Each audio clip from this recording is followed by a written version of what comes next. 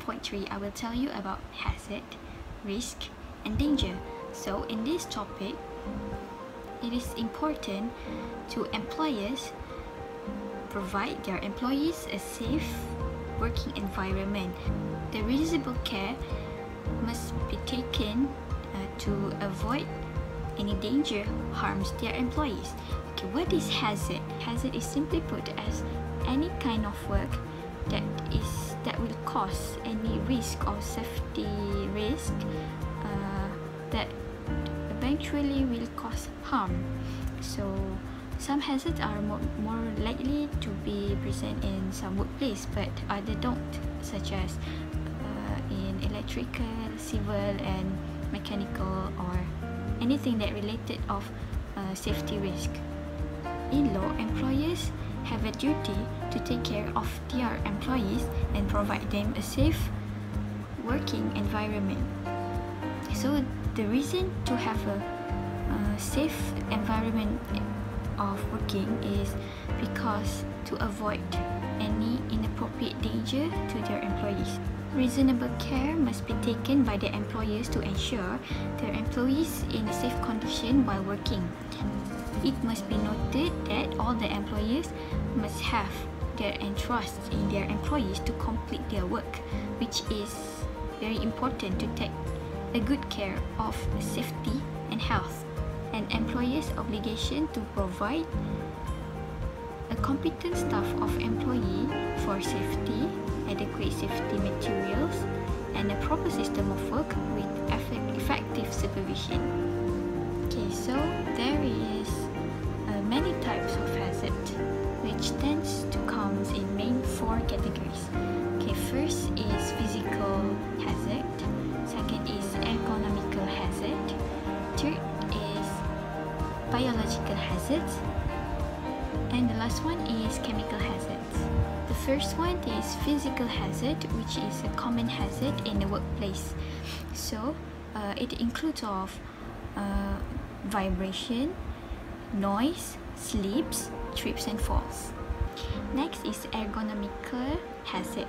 Okay, this is related to a physical position which is in a musculoskeletal system.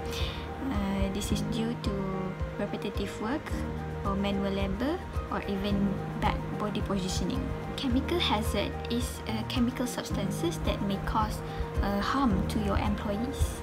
And then the biological hazard. This is very important because it is related to the employee's health, where virus and bacteria is involved, which is HIV, AIDS, and more. In order to protect yourself and your employee is to analyze and manage, and of course take reasonable steps to prevent any harms occur during the work. In order to have a safe working environment, you have to following these steps, which is the first one is to identify the hazard, and of course carrying out a workplace risk assessment. Determine how the employee may be at risk. Evaluate the risk and review any hazards annually. So from your analysis, a job hazard analysis is performed. This is the best way to give your employee a safe job hazard before they start working. So I will give you the best example so far for a job hazard analysis and the steps to avoid the risk. I will show you next on how a risk is taken where likelihood to happen and the severity of risk during the work.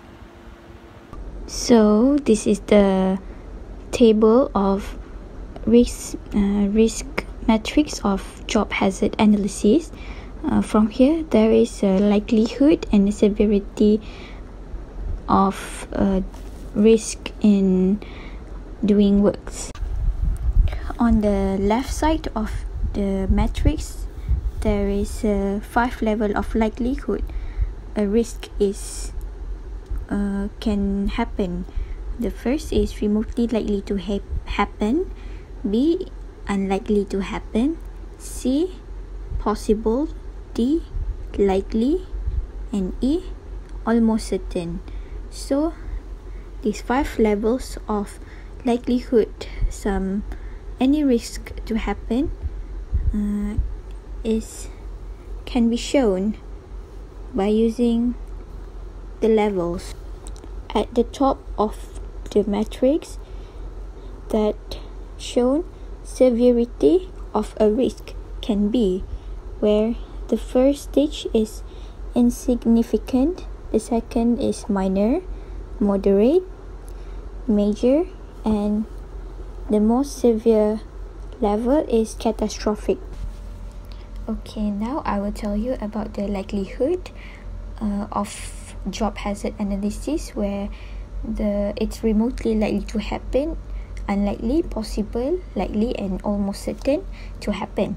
Okay, the description of every levels is can be described such as that remotely likely to happen is when there is never heard of in industry that the problem occurs. Okay. And then unlikely, when unlikely happens is when it heard of incident in industry, while possible is the incident has occurred in a company, which is it has been happened in the company. So when likely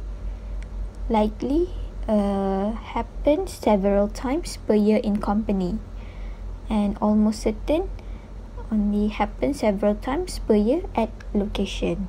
So the levels of the likelihood to happen depends on the company itself. Okay, now I would like to tell you about the job hazard analysis on the severity of the matrix. So there's 2 parts of severity, either to the person or the manpower or to the environment. Okay, for the insignificant, the first is the first aid injury or slight health effects that not affecting work performance or causing disability. So for example, the treatment is first aid injury or the exposure to non-hazardous dust. For the environment, whether there is a spill or leak causing negligible impact to local environment, contained with the secondary containment and does not reach water and soil, and no volatilization to atmosphere. And then noise, air emission, discharges not exceeding company or legislative limits. The second stage of the severity, which is minor, and the manpower has a medical treatment case, restricted work case, lost time injury, or minor health effects which involving health hazard capable of minor health effects which are reversible. For example, irritant agents, defecting agents, or food poisoning bacteria which affecting work performance, such as restriction to work activities or a need to take a few days to fully recover. For the second stage of minor, where a spill leak contained within secondary containment causing volatilization to atmosphere, causing limited contamination of soil or water within the containment area, causing non-permanent impacts to the environment. Next, noise, air emission, discharge not exceeding legislative limit but exceeding company limit, where it is available according to some company, and no immediate cumulative or delayed effect. The third level of severity which is moderate, and when the manpower has permanent partial disability, significant health effects, which is capable of irreversible health damage without loss of life. Example, noise, poor manual handling task, hand or arm vibration, chemicals causing systematic effects, or sanitizers, which is exposure to possible human or animal carcinogens or result of injuries, illness in the lower category, which is category 1 or 2 above that I have told earlier, which affect performance in the longer term, such as prolonged absence from work for more than 4 days. Next, for the environment, whether there is spill or leak causing limited contamination to soil or water outside the secondary containment but remain contained within facility perimeter for offshore or for onshore operation. Next, the noise, air emission discharges exceeding legislative limit or resulting in potential consequences as below. The potential consequences including of cumulative and or delayed environmental impact, short-term recovery action for less than 1 month, and rehabilitation period which is less than 6 months. The fourth severity level, which is major for the manpower, which has permanent total disability, single fatality from accident or occupational illness, or major health effects caused by health hazard, capable of irreversible damage with serious disability or death.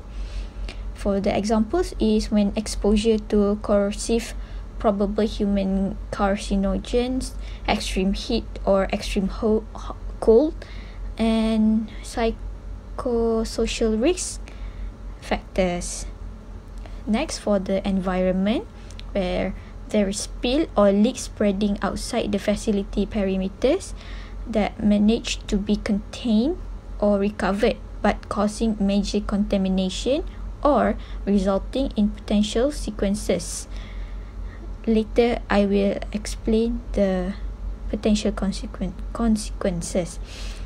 Next, the noise, air emission discharges exceeding legislative limit with possible prosecution or resulting in potential consequence as below. The potential consequences are immediate effect with serious damage to environment, medium-term recovery action, which is 1 until 3 months, and the rehabilitation period is 6 to 12 months.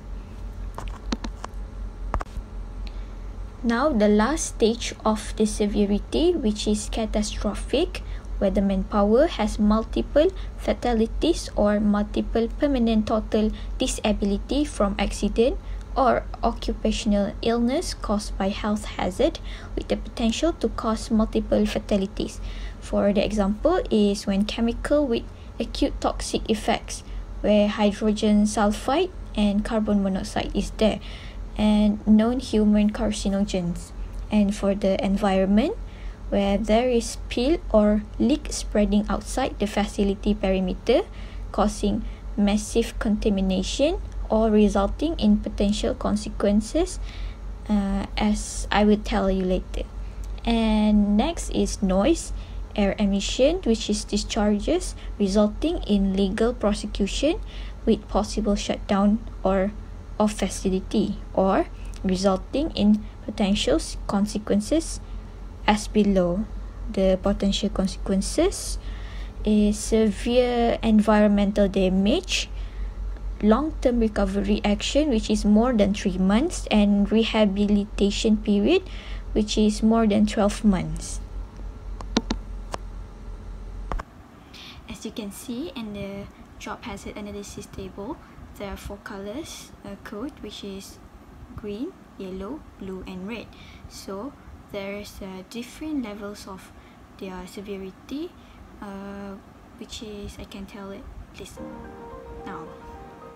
So the first one is green, which is the lowest part of severity and the likelihood to happen, which is when it's green, you have to ensure that monitored work is maintained and there is no need for extra monitoring advance. So the yellow color is medium. So when a medium happens or occur during the working in the workplace, so an action needed to be taken to make the risk lower, and of course risk reduction measure need to be taken within defined time.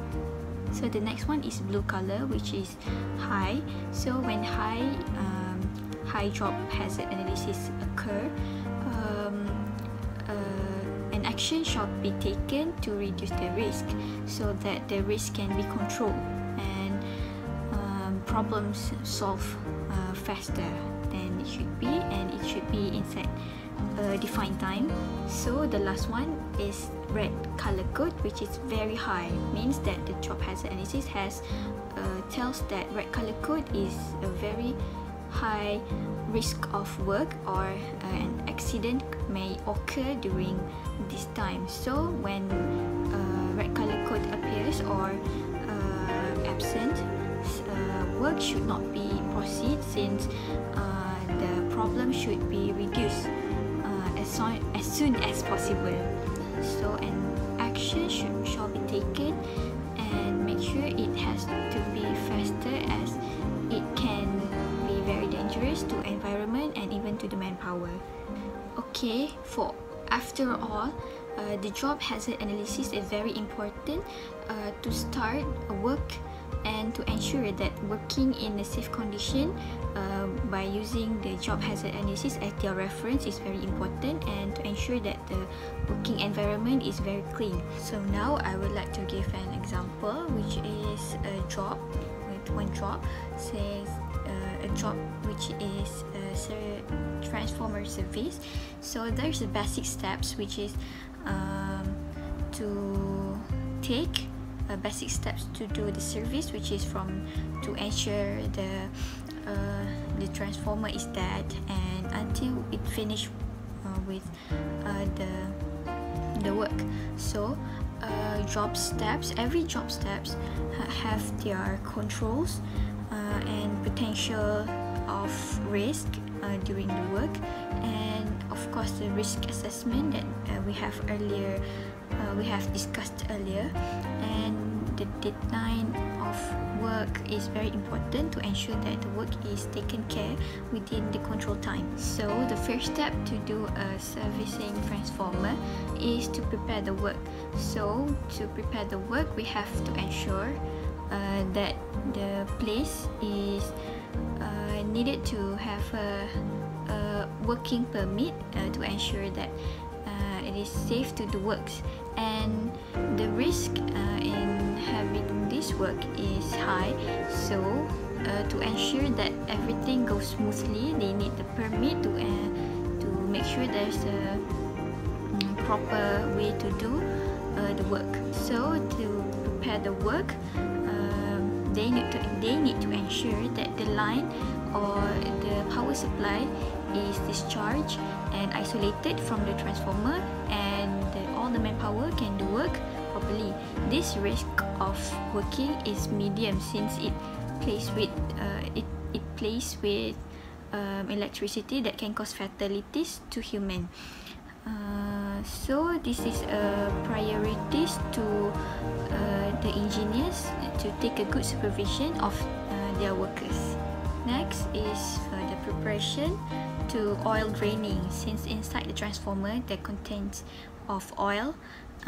Just in case the transformer is tall and big, which is 52 megawatt, and it's big and it has to be climbed. The manpower need to climb the transformers to connect the hose of the transformer into the transformer, and then it may cause falling and tripping during the works since it's high and there's cable everywhere. Next, there's a potential, that is the potential hazards.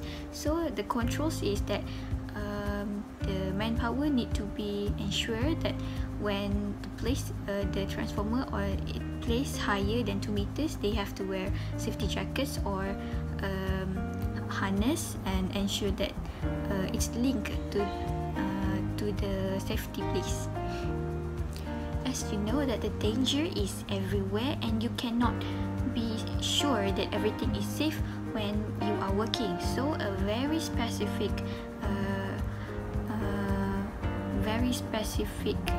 way to controls that needed to done and to finish your work. So the next is for the oil filtration in the skid tank. So when all the oil that have been removed from the transformer is been transferred into the skid tank and they processed it in the machine to filter the oil. So the risk in oil filtration is very low since it does not require manpower since the machines works for it all. So the controls is that ensure that all the bolt that connected the skid tank and the tube to the filtration machine is connected properly so that no spilling happens since it is very dangerous and the oil is hot since transformer need a certain degree of heat to inside the transformer.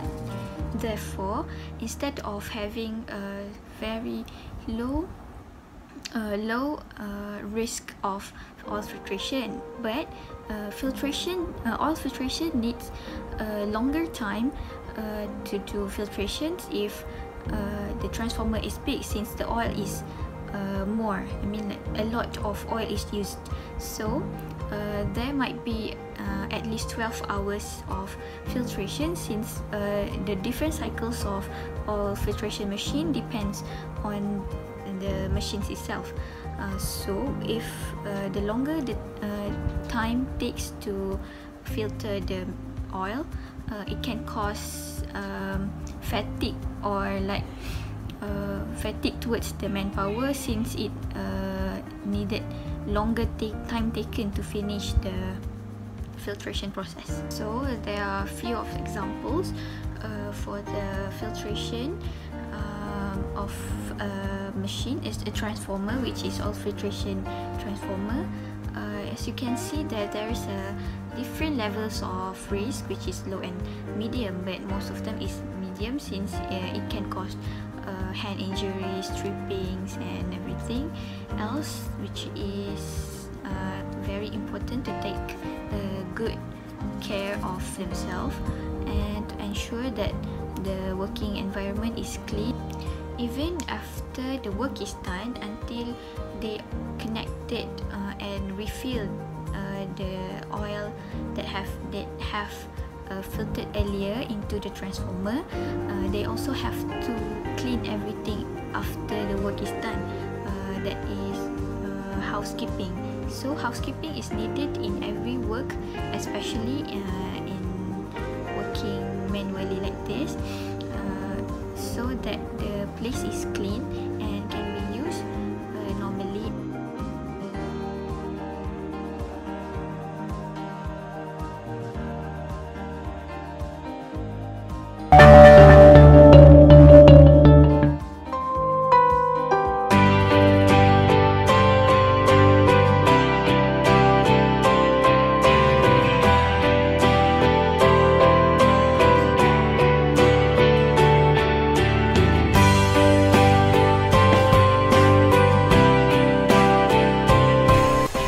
Oh hey, you're here.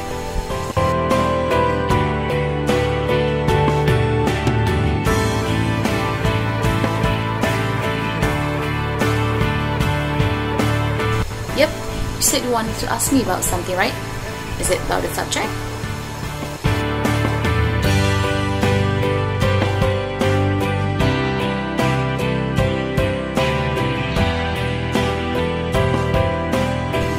You got the same topic as me. I did some studying on the topics. Do you want me to help? Anything?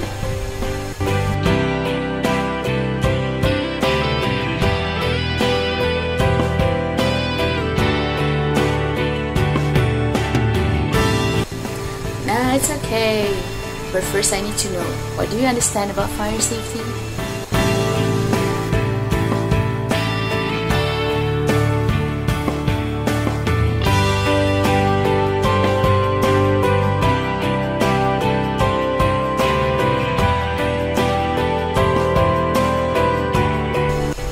Well, that is true. I mean, other means of fire safety is a set of practices or a set of things you do that was intended to reduce the destruction that was caused by the fire.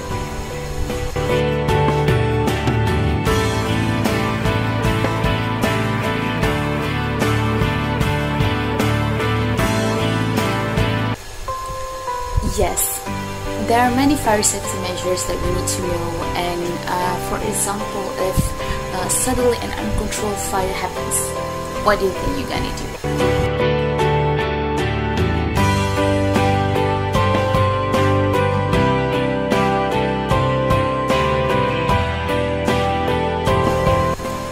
Yes, you run, but where to? I mean, do you run like anywhere, everywhere, like that?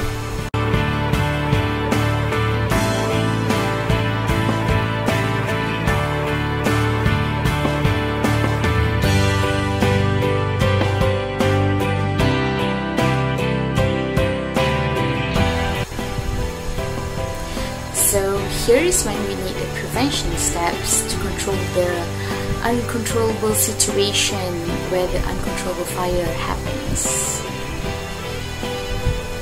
Oh, and another fire safety measure is where development must be limited and effects of fire after it starts must also be cautious of.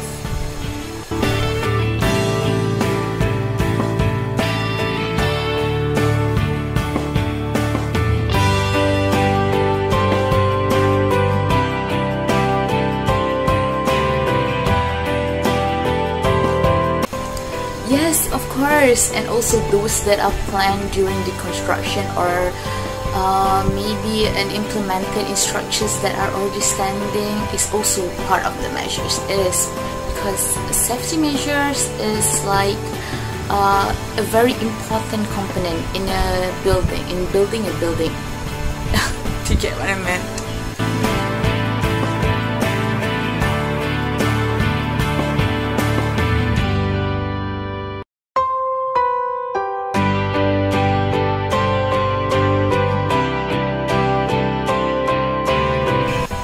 Right? So, I mean, that concludes everything in fire safety measures. Building, about fire, uncontrollable fire, and then about where to run, the prevention steps and everything. We just need to prepare everything. Well, that is fire safety. Just have to do things in order to prevent all this fire. I mean, when fire happens, we just need to prevent. That is fire safety. Do you get what I meant? Okay? Okay, good. Any question? Any other question that you need to know? I probably can help you with anything.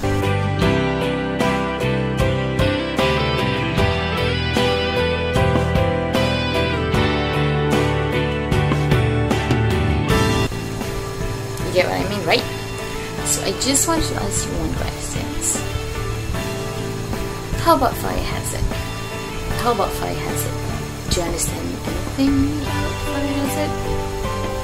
This is a very important topic in fire safety too. I think you need to look about it. Okay, just basic general things. What do you understand about fire hazard?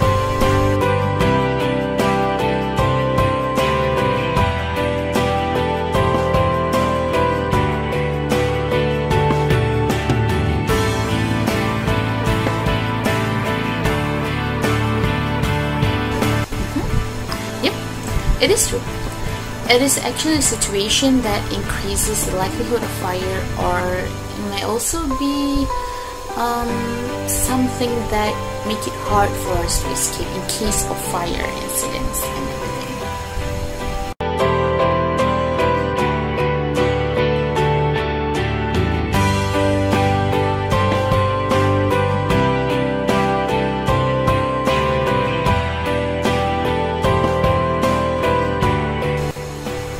Good question.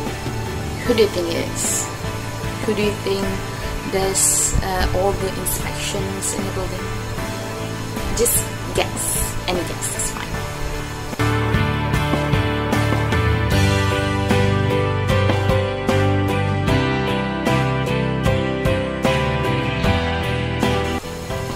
Yes, and they are a special unit called fire prevention officers. They are the one who check the buildings, to inspect the buildings to follow the fire code, they call. And then, and they also go to school in order to educate children on fire safety. Impressive, isn't it? Like, they did everything for us. They're just helping us in order to make our environment better, I think.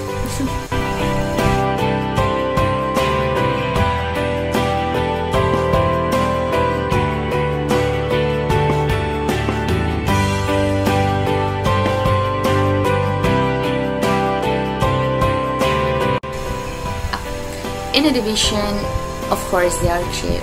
So the chief is actually who trained all the newcomers to become an official officers to be entered in the division. Yeah. And they can also,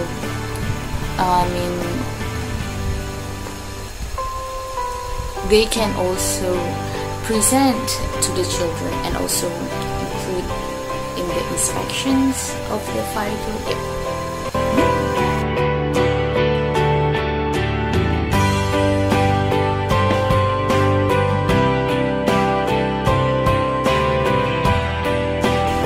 Glad to hear that I can help. One thing. I'm going to share you a video on fire safety that probably will help you more to understand whole fire safety. I will share it to you. Let's watch it together then. Yeah? I'm gonna search for it. I'm gonna search for it for a while, okay? And then we'll watch it together. Come here.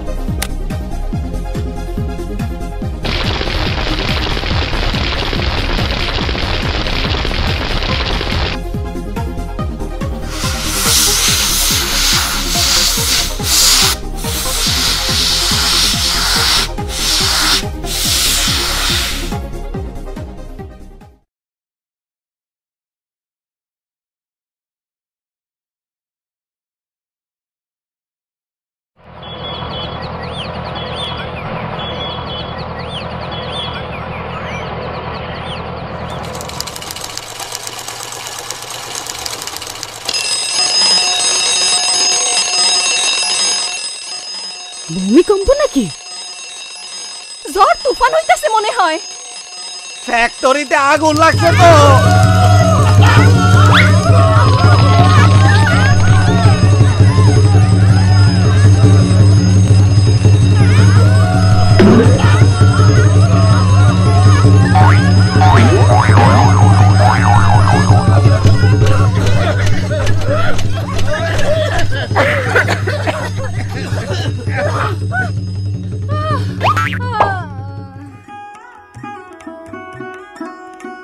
শোনো তোমরা সবাই, আমি আজ তোমাদের বলবো ফ্যাক্টরিতে আগুন লাগলে কি করতে হয়। যাতায়াতের পথে এইভাবে মালামাল বা কার্টন রাখা যাবে না।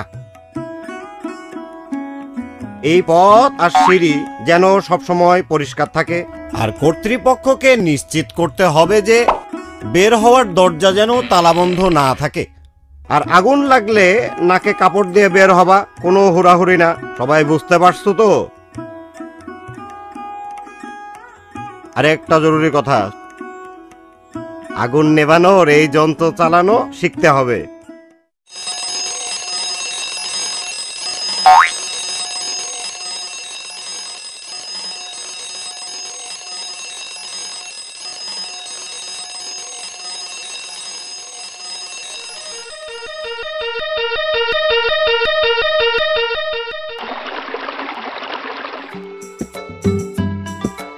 উপায় জানলে সাহস হবে।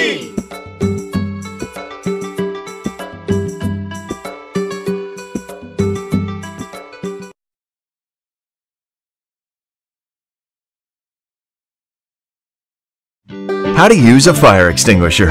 In this short video, we'll cover how to properly use a fire extinguisher using the PASS method. Now, it's important to note that if a fire does occur in your workplace, that you follow these 3 important steps. Step 1. Once you've seen the fire, first grab the closest fire extinguisher, ensuring it's the correct type and class appropriate to extinguish the fire, and always make sure to keep your back to an unobstructed exit. If you do not think that you can put out the fire safely, make sure to evacuate the building. Step 2.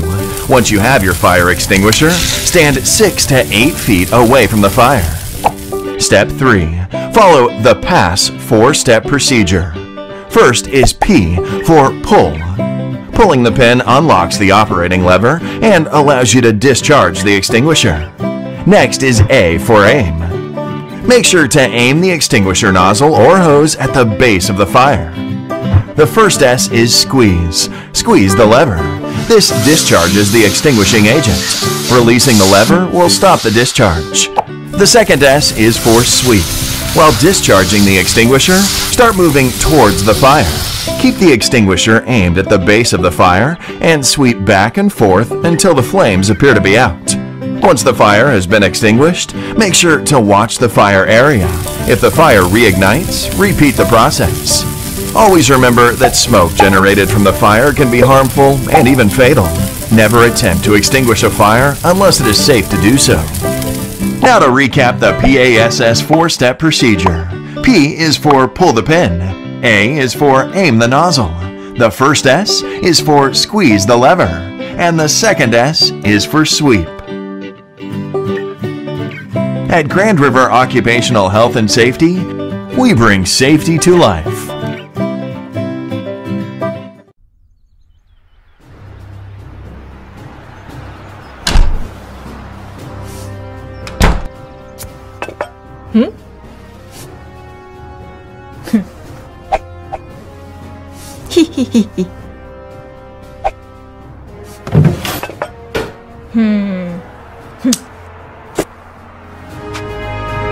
Tonight we dine in.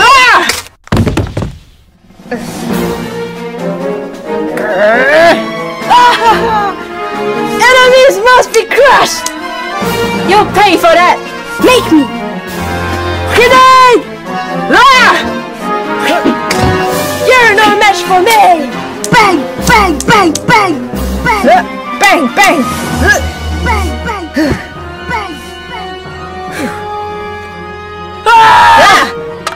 Huh? No! Fire!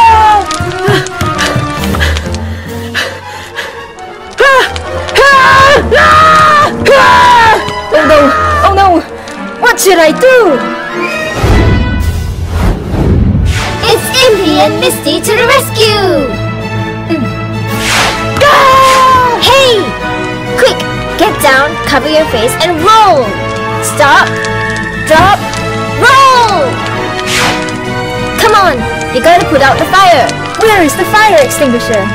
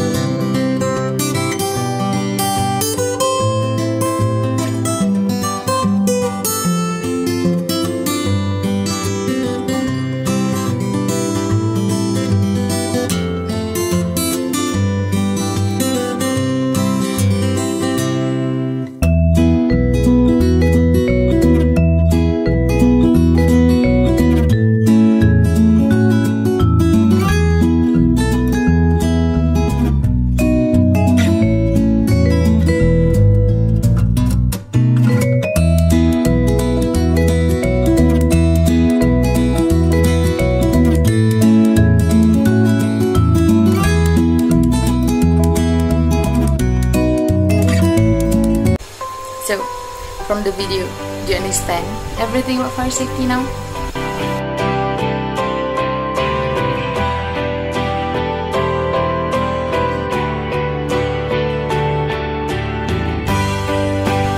Welcome, and don't hesitate to ask me if you have any problem, okay? You know where to find me.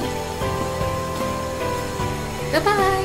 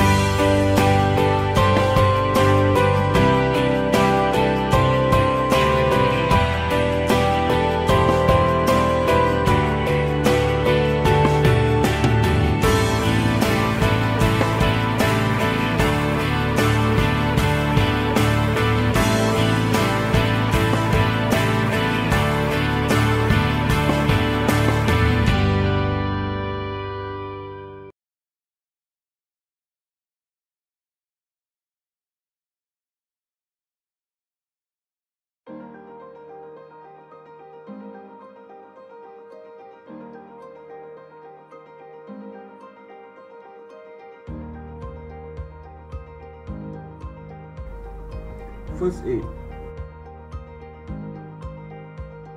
When you provide basic medical care to someone experiencing a sudden injury or illness, is known as first aid. In some cases, first aid consists of the initial support provided to someone in the middle of a medical emergency. This support might help them survive until professional help arrives. In other cases, first aid consists of the care provided to someone with minor injury. For example, first aid is often all that's needed to treat minor burns, cuts, and insect stings. At any moment, you or someone around you could experience an injury or illness. Using basic first aid, you may be able to stop a minor mishap from getting worse. In the case of a serious medical emergency, you may even save a life. That's why it's so important to learn basic first aid skills.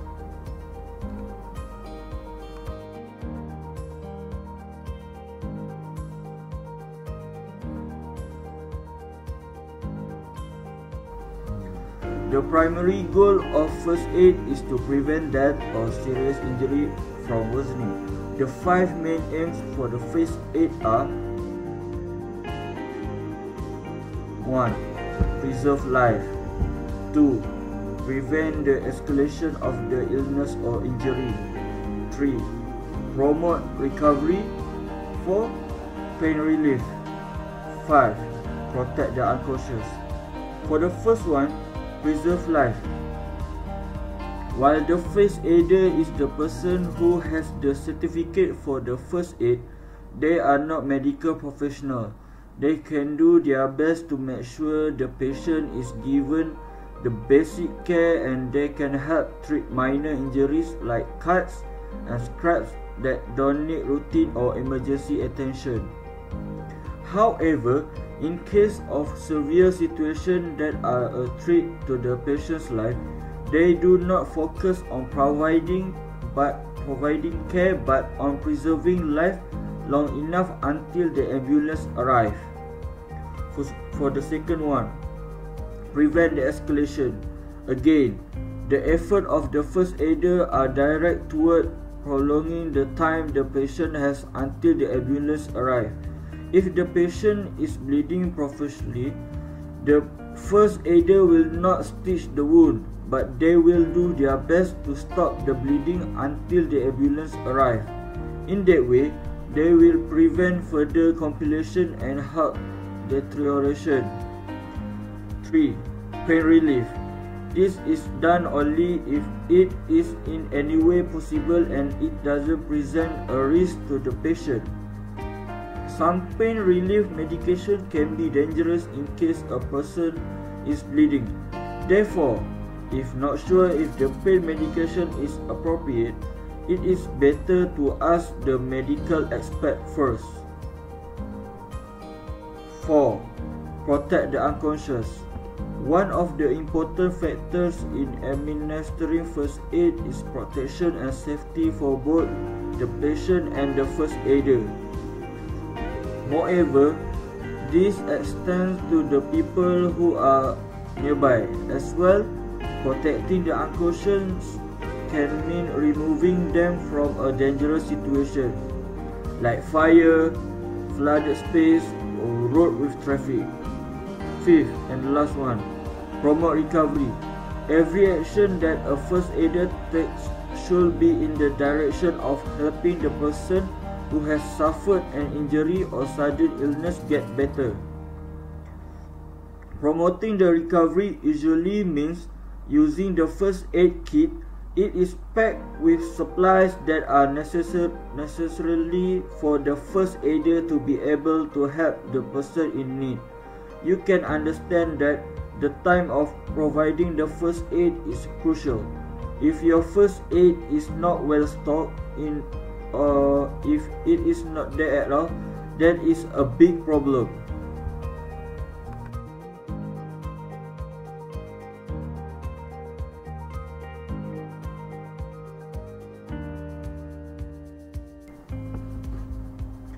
3 steps for emergency situation.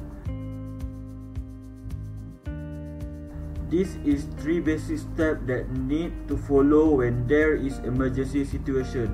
1. Check the scene for danger. Look for anything that might be dangerous, like signs of fire, fallen debris, or violent people. If your safety is at risk, remove yourself from the area and call for help. If the scene is safe, assess the condition of the sick or injured person. Don't move them unless you must do so to protect them from danger. 2. Call for medical help if needed. If you suspect the sick or injured person needs emergency medical care, tell a nearby person to call 911 or the local number for emergency medical services. If you are alone, make the call yourself. 3. Provide care.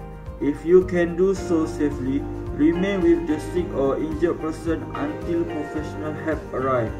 Cover them with a warm blanket, comfort them, and try to keep them calm. If you have basic first aid skills, try to treat any potentially life-threatening injuries they have. Remove yourself from danger if at any point in the situation you think your safety might be at risk.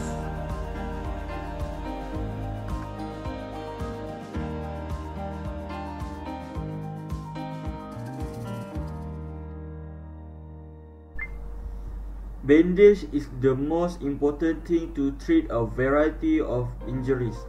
First aid bandage. In many cases, you can use an adhesive bandage to cover minor cuts, scrapes, or burns. To cover and protect large wounds, you might need to apply a clean gauze pad or roller bandage. To apply a roller bandage to a wound, follow these steps. 1. Hold the injury area steady. 2. Gently but firmly wrap the bandage around the injured limb or body part, covering the wound. 3. Fasten the bandage with sticky tape or safety pins. 4. The bandage should be wrapped firmly enough to stay put, but not so tightly that it cuts off the blood flow. To check the circulation in a bandaged limb, pinch one of the person's fingernail or toenails until the color drains from the nail. If color doesn't return within 2 seconds of letting go, the bandage is too tight and needs to be adjusted.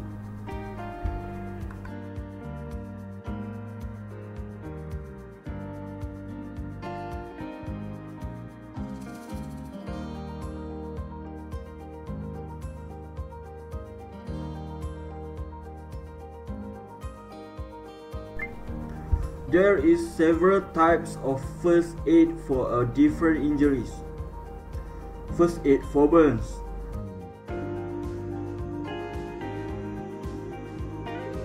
First aid for minor burns. Seema was boiling milk.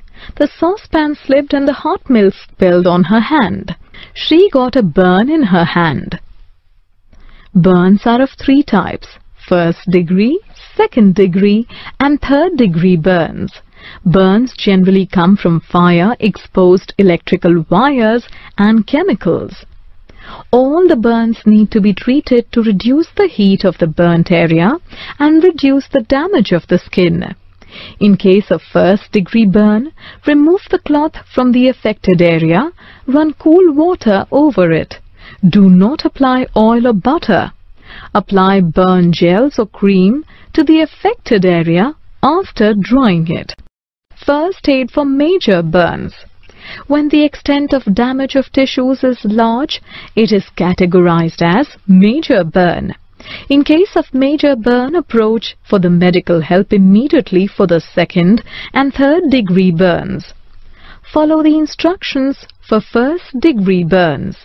If you suspect that someone has a third degree burn, call 999. Seek professional medical care for any burns that 1. Cover a large area of skin. 2. Are located on the person's face, groin, buttocks, hands or feet. 3. Have been caused by contact with chemicals or electricity. To treat a minor burn, run cold water over the affected area for up to 15 minutes. If that's not possible, apply a cold compress to the area instead. Avoid applying ice to burn tissue. It can cause more damage. Over-the-counter pain relievers can help relieve pain. Applying lidocaine or an aloe vera gel or cream can also reduce discomfort from minor burns. To help prevent infection, apply an antibiotic ointment and loosely cover the burn with clean gauze. Find out when you should contact a doctor for a follow-up care.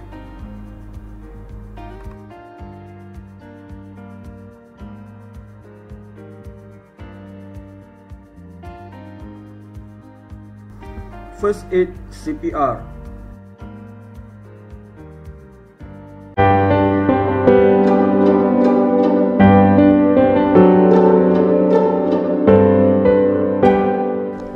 You arrive on the scene. Check the scene for safety.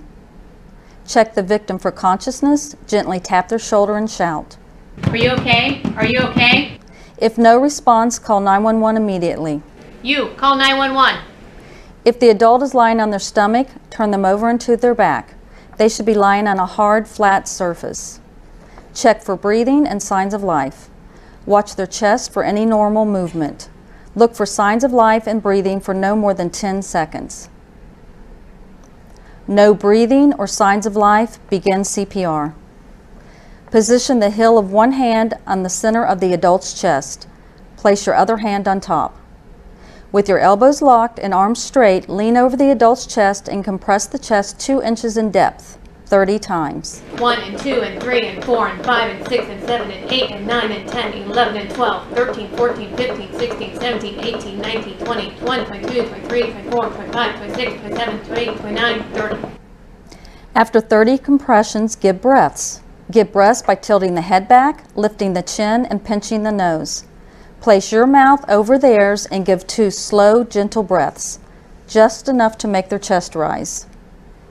Continue with 30 compressions and 2 breaths. 1 and 2 and 3 and 4 and 5 and 6 and 7 and 8 and 9 and 10 and 11 and 12, 13, 14, 15, 16, 17, 18, 19, 20, 21, 22, 23, 24, 25, 26, 27, 28, 29, 30. Continue CPR until you see signs of life, another rescuer takes over, or help arrives.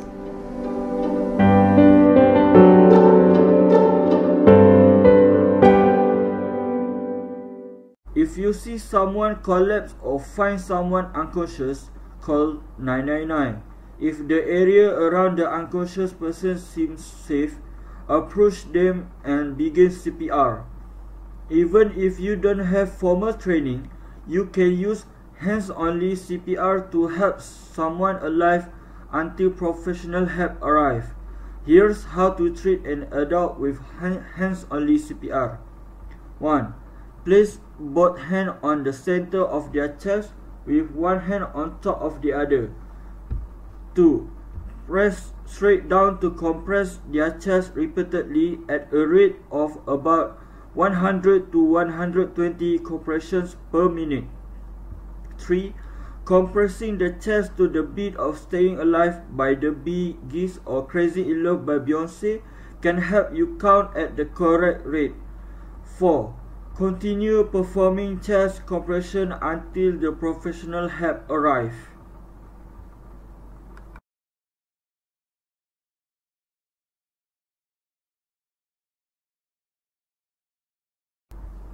First aid for bee sting.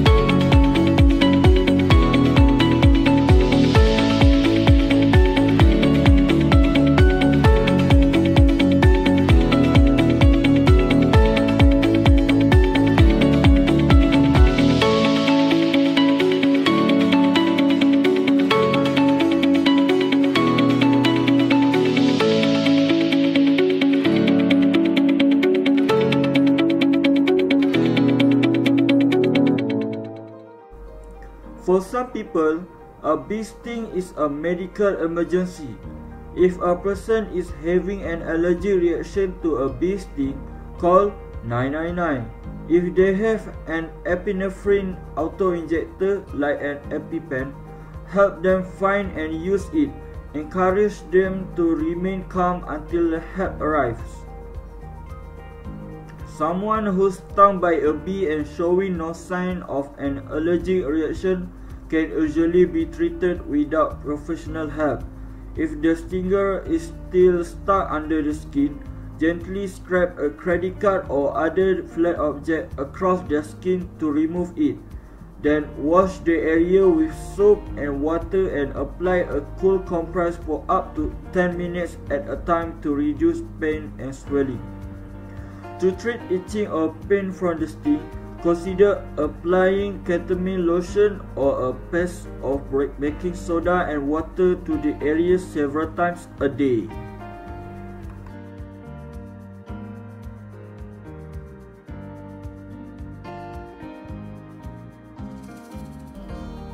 First aid for nosebleed.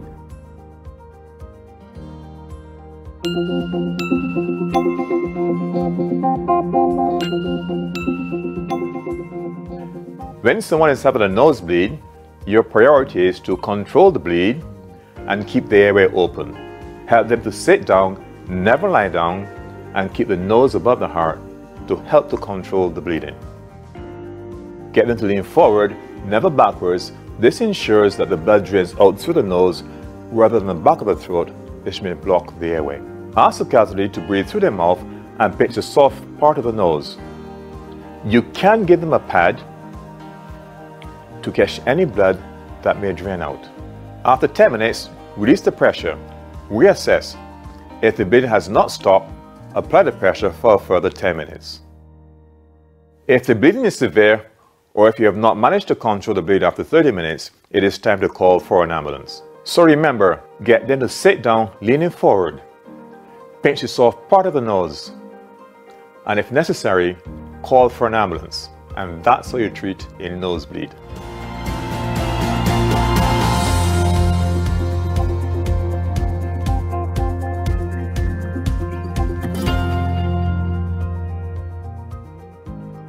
To treat someone with a nosebleed, ask them to 1. Sit down and lean their head forward. 2. Using the thumb and index finger firmly press or pinch the nostril close. 3. Continue to apply this pressure continuously for 5 minutes. 4. Check and repeat until the bleeding stops. If you have nitrile or vinyl gloves, you can press or pinch their nostril closed for them. If the nosebleed continues for 20 minutes or longer, seek emergency medical care. The person should also receive follow-up care if an injury causes the nosebleed.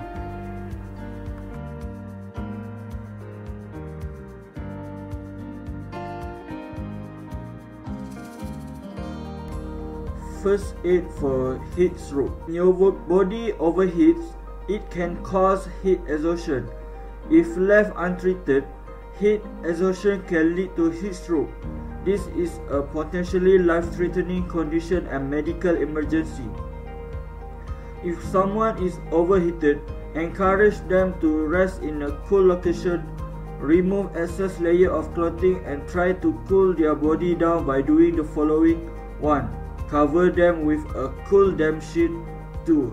Apply a cool wet towel to back of the neck. Sponge them. 3. Sponge them with cool water.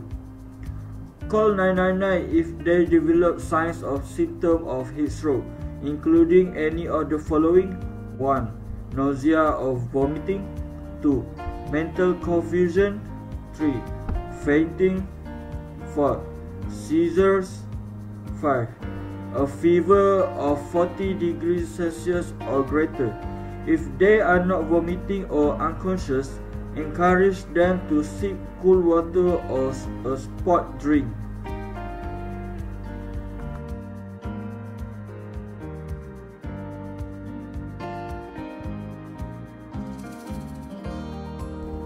First aid for heart attack.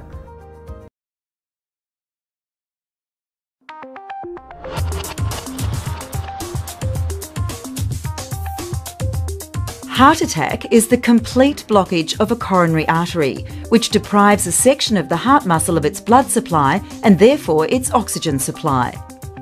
The onset of pain is usually sudden and may occur at rest. However, the pain is not relieved by rest. Just got these chest pains. Well, when did that start? Central chest pain or discomfort, which lasts for more than 10 minutes, is characteristic of a heart attack. The pain may radiate into the arm, neck or jaw.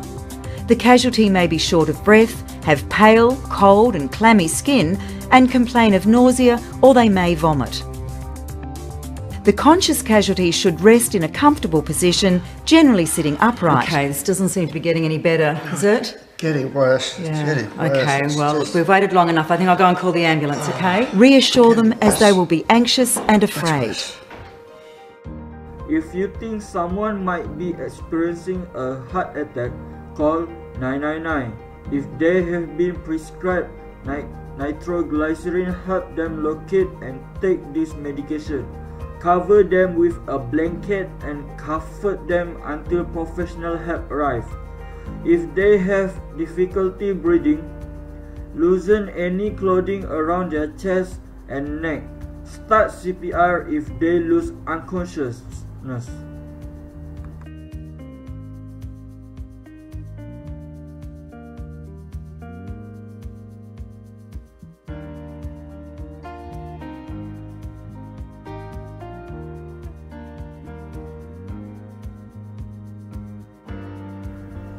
First aid kit for babies. To prepare for a potential emergency, it is a good idea to keep a well-stocked first aid kit in your home and car. You can buy pre-assembled first aid kits or make your own. If you have a baby, you might need to replace or supplement some of the product in a standard first aid kit with an infant-appropriate alternative. For example, your kit should include an infant thermometer and infant acetaminophen or ibuprofen. It's also important to store the kit in a place where your baby can reach it. Ask your family doctor for more information about infant-friendly first aid.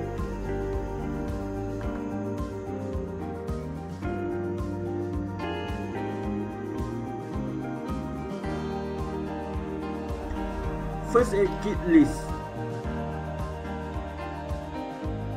You never know when you might need to provide basic first aid. To prepare for the unpredictable, considering storing a well-stocked first aid kit in your home and car.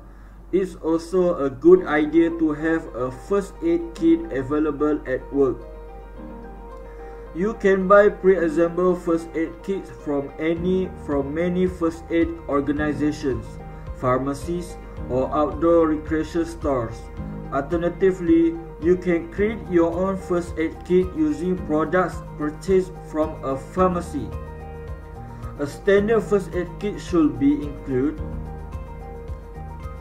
adhesive bandage of assorted size, roller bandage of assorted size, absorbent compressed dressings, sterile gauze pads, adhesive cloth tape, triangular bandage, antiseptic wipes, aspirin, acetaminophen or ibuprofen, antibiotic ointment, hydrocortisone cream, calamine lotion, nitrile or vinyl gloves, safety pins, scissors, tweezers, thermometer, reading barrier, instant call pack, blanket, and first aid manual.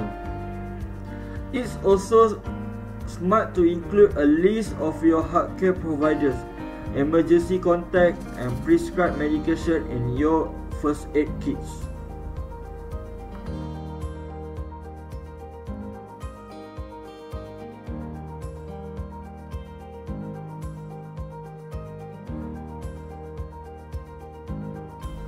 In conclusion,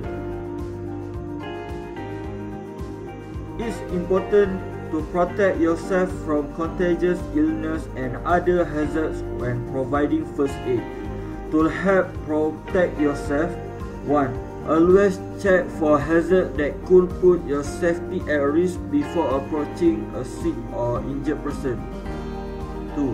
Avoid direct contact with blood, vomit and other bodily fluids. 3.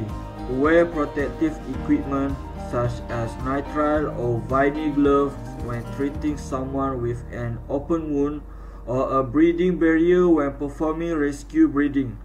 4. Wash your hands with soap and water immediately after providing first aid care. In many cases, basic first aid can help stop a minor situation from getting worse. In the case of a medical emergency, first aid might even save a life. If someone has a serious injury or illness, they should receive follow-up care from a medical professional.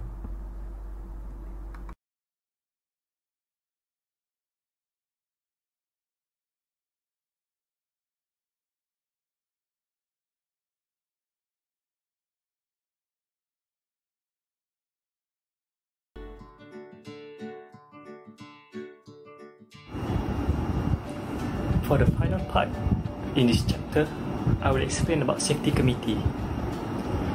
Safety remains one of the most important aspects in everything. The safety of the workers, organizations, or the public are the priority. Safety and human life are always the most valuable thing, and it remains as the most important element in doing anything, especially at a workplace. Therefore, Safety committee is a crucial part in preserving the safety of all, including employee, employer, or the public.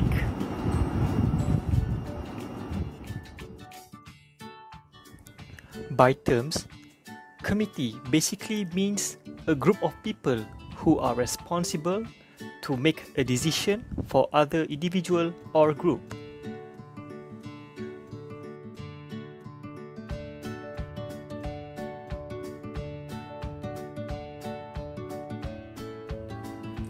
You might be wondering, why are safety and health committees important? Well, safety and health committees provide a way for management and worker to meet regularly to discuss workplace safety and health issues. They are to bring together workers' practical knowledge of jobs and management's overview of the workplace and work organization. Establishing a safety committee and including the representative from the employees in the committee as selected members is a very encouraging method.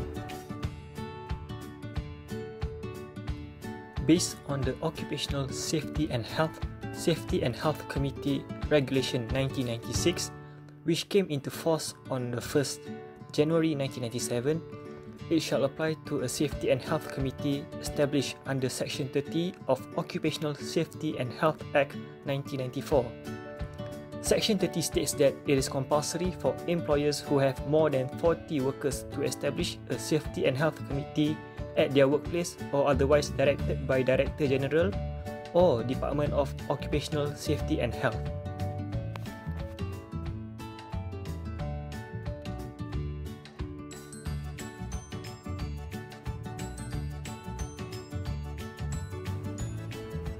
The Occupational Safety and Health Act 1994 imposes a penalty involving a fine of not exceeding 5,000 ringgit or 6 months imprisonment or both for failure to establish a safety committee at the workplace.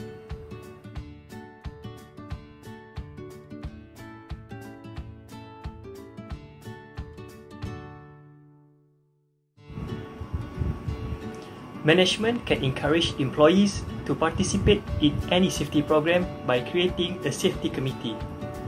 The committee should consist representatives from the employees, employers, secretary, chairman.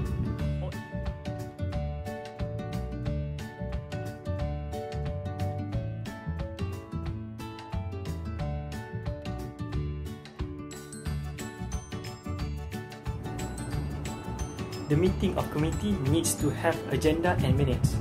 Early announcement or the circulation of the agenda discussion paper should be done. The minutes of meeting should be well distributed, not later than 2 weeks after the meeting. The minutes need to be kept on records for 7 years for purpose of inspection by Occupational Safety and Health Officer. The meeting should be done at a suitable facility or location. The frequency of meeting depends on the nature of high risk at workplace and at least once a month for high risk workplace.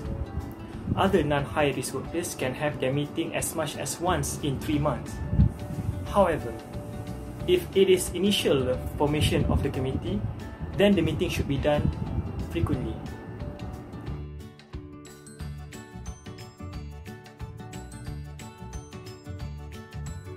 The quorum should consist chairman, secretary, and not less than half of the remaining members present.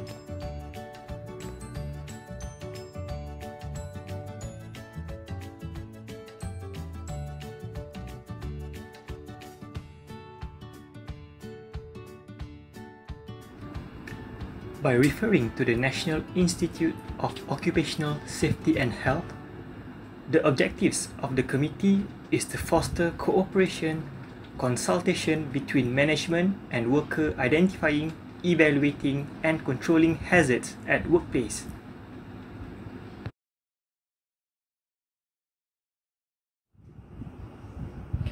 Based on the first objective, I can elaborate with my own terms that it is to build a trust and providing with commitment relationship between all parties when it comes to safety. The second objective is an effective channel of communication to exchange ideas to solve occupational safety and health problems. Based on this point, I can elaborate with my own terms that it is to establish an effective chain of command between employees and employers with a strong professionalism element. Therefore, the management and the worker are always on the same page when it comes to safety management. The last objective is to enhance interest and motivation of all groups of management and workers at place of work in safety and health. As for my opinion, this last objective is to make sure all the workers are well informed and active in getting information regarding safety measures and regulations. The safety committee may help in implementing the safety regulations for the organization. Implementing the regulations and guidelines can also be assisted by the management to monitor the company or organization safety programs.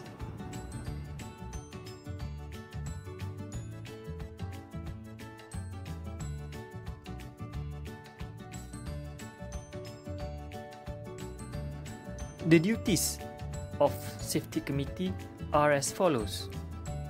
Firstly, is developing safe work practices. This point is to highlight about establishing regulations and rules regarding safety measurements for all by taking count of the worst case scenarios. It is mainly to prepare for any worst case scenarios that might happen. The safety committee should be able to establish a clear plan or protocol for any worst case disaster or incident, such as gas leakage or maybe a large machinery explosion.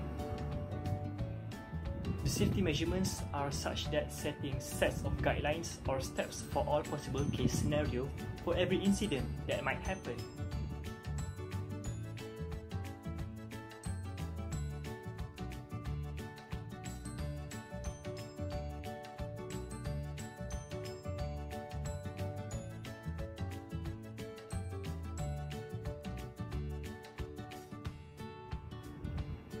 For example, an organization, namely Organization A, have many heavy machineries at the workplace. The safety committee from Organization A had done extensive research about the possibility of machinery catastrophe on the working site that may cause harm to the workers. Therefore, before anything happens, They lay out a plan and protocol to ensure that the machinery are regularly serviced, and the required steps to react when there is problem were discussed thoroughly. These regulations and guidelines should be easy for all employee or public to follow and be easily translated. The second duty of a safety committee is developing written safety programs. This is very relatable to the first point. In order for the employees to be more familiar with the safety regulations and guidelines, written safety programs may assist employees and public to understand the safety measurements.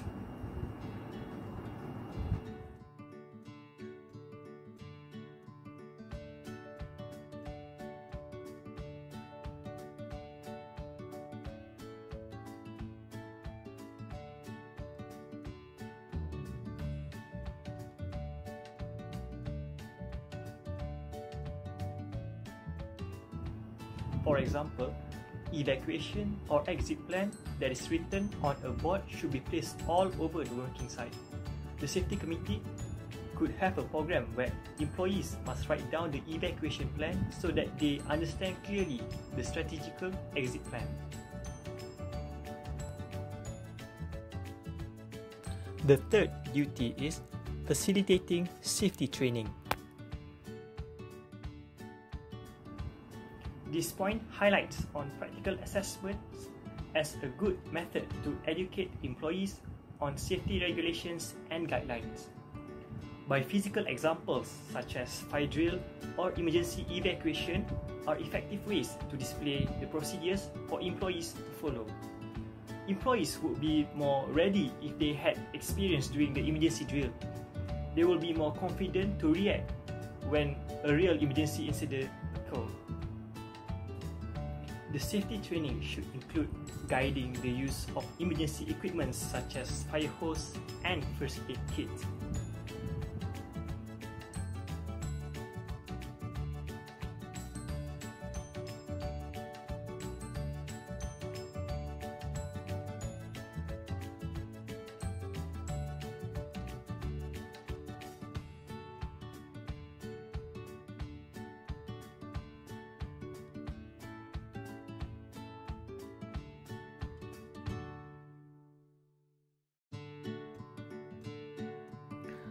The fourth duty is workplace self-inspections.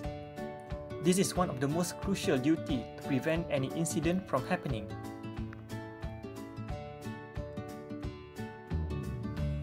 Regular inspections at workplace is a good way to preserve the integrity of safety responsibilities in an organization. Inspections to check the safety features such as safety exit signs or alarm testing should be done regularly. Regular inspections on safety equipment such as fire extinguishers expiry date or first aid kits that have chemical substances expiry date should be done regularly.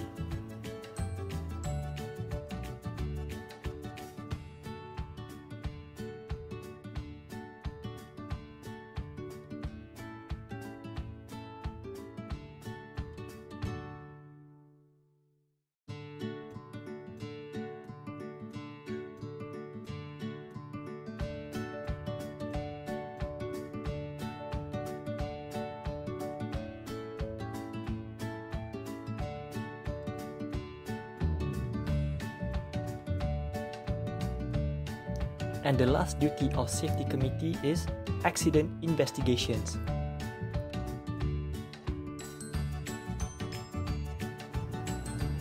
The responsible safety committee needs to launch investigations when there is any accident. The committee which takes the responsibility in investigating these cases needs to be professional and transparent. These investigations need to take count of the regulations that were possibly violated and try to find out the reason why the incident occurred and did the safety regulations or guidelines were effective or not.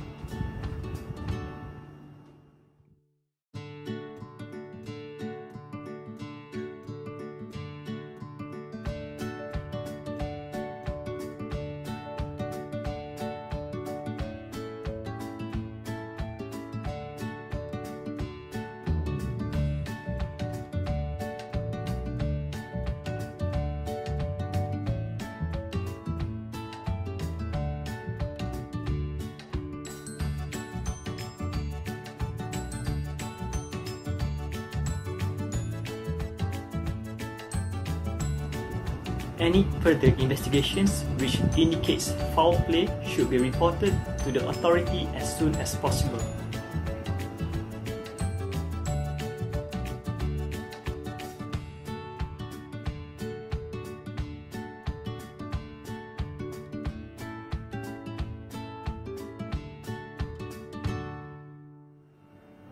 Safety Committee should not be influenced by any political agenda. This is to maintain the integrity and trust of the committee within the employees. Safety Committee should not be taking decisions as part of a political gain or political stunt. If something is wrong regarding safety at the workplace, the Safety Committee should respond efficiently without compromise.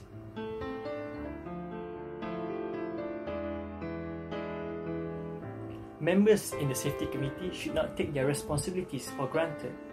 The responsibilities are very serious and it concerns the safety of all people.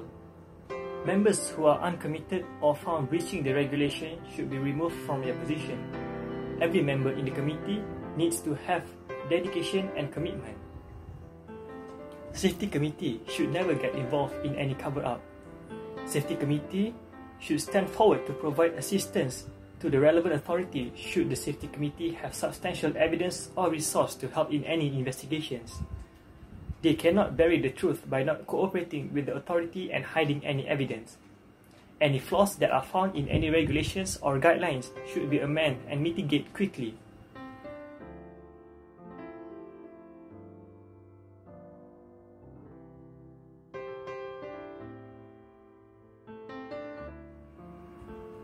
Removal of member of the committee is necessary if the member seems to be unqualified based on these reasons.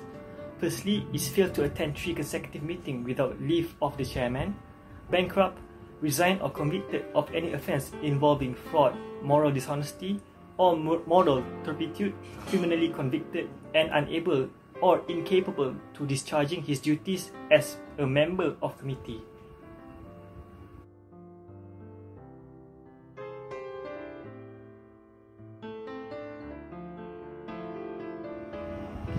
Overall, Safety Committee is very crucial to the structure of safety and health of everyone in an organization. They play a major part in ensuring the safety of everyone at the workplace. In the end of the day, Safety Committee needs to be proactive and in touch with everyone.